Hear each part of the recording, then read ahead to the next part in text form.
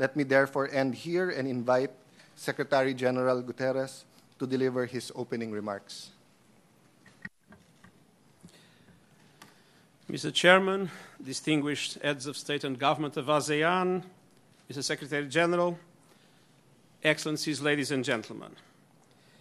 It is a great honor to join you for the 9th ASEAN-UN Summit. And I congratulate the government and people of the Republic of the Philippines for your success in chairing ASEAN in its 50th anniversary year. And I congratulate all the government and peoples of ASEAN on the achievements of this milestone. ASEAN was founded at a time of great turmoil in Southeast Asia. 5 decades on, ASEAN is an indispensable partner in ensuring peace, stability, and prosperity in Southeast Asia and beyond. Excellencies, the 5 men who signed the founding ASEAN Declaration were 2 Muslims from Indonesia and Malaysia, a Christian from the Philippines, a Hindu from Singapore, and a Buddhist from Thailand. This is just one sign of remarkable diversity at the heart of your region as we meet at a time of proliferating divisions and crises. Excellencies, globalization is delivering new opportunities, but increasing economic and social inequalities, heightening citizens' anxieties, and putting pressure on social cohesion. Climate change is exacerbating severe weather events like hurricanes and storms.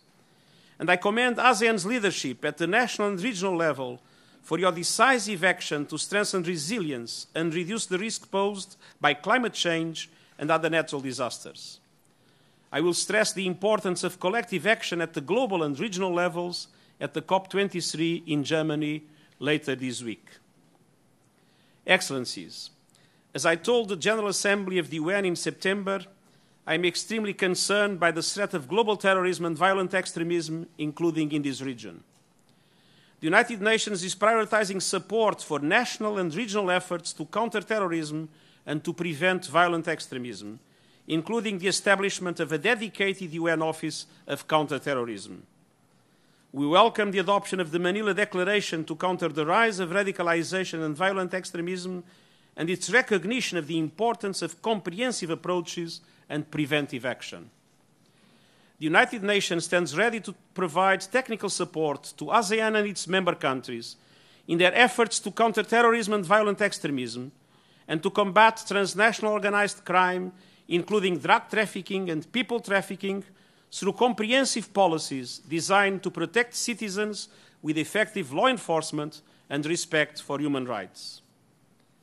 Excellencies, the international community must raise the level of its response to all these complex threats. Multilateralism and regional cooperation will be critical to a peaceful and prosperous future. ASEAN and its member states have made determined efforts to end conflict throughout the last 5 decades. And you also have demonstrated your commitment to global peace and security through your participation in UN peace operations. Last month, I had the opportunity to honor the memory of 4 Cambodian soldiers killed while helping to bring peace and security to the people of Central African Republic. I commend the bravery and sacrifice of some 4,500 military personnel, police and civilians from 8 ASEAN countries who are serving in United Nations missions around the world. Here in the Philippines, I commend your efforts towards peace over many years with the support of other ASEAN countries and civil society.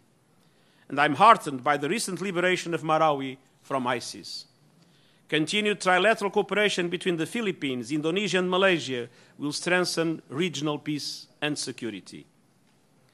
Excellencies, I cannot hide my deep concern with the dramatic movement of hundreds of thousands of refugees from Myanmar to Bangladesh. It is a worrying escalation in a protracted tragedy and a potential source of instability in the region and radicalization. The United Nations welcomes constructive approaches by ASEAN, including the provision of humanitarian aid to northern Rakhine. Since the beginning of the crisis and beyond the end of violence, I have called for unhindered humanitarian access to affected communities and the right to safe, voluntary, and dignified return of those who fled to their places of origin. Addressing the underlying issues for implementing the recommendations of the Advisory Commission on Rakhine will also be critical to reverse this tragedy. Excellencies, sustainable and inclusive development is the best way to prevent both conflict and violent extremism. This is at the heart of the 2030 Agenda for Sustainable Development, our blueprint for a safe and prosperous future on a healthy planet, and central to the ASEAN Community Vision 2025. Economic growth in this region has lifted millions out of extreme poverty in the past 5 decades. The region was one of the best performers on the Millennium Development Goals. As it powers its way to becoming the world's 4th largest economy by 2050, we look forward to including millions more in the shared benefits of prosperity. In line with the 2030 Agenda and the Sustainable Development Goals, the principles of democratic governance, rule of law, and respect for human rights, the United Nations also stands ready to cooperate with you in strengthening the ASEAN Intergovernmental Commission on Human Rights. Excellencies, strengthened partnership with regional organizations, including ASEAN, are a priority for me and a critical pillar of any proposal to reform the United Nations. And I invite all ASEAN member countries to redouble their commitment to strengthening the ASEAN-UN partnership.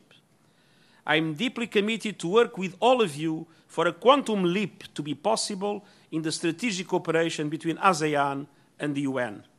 And I look forward to an open exchange of views. Thank you very much.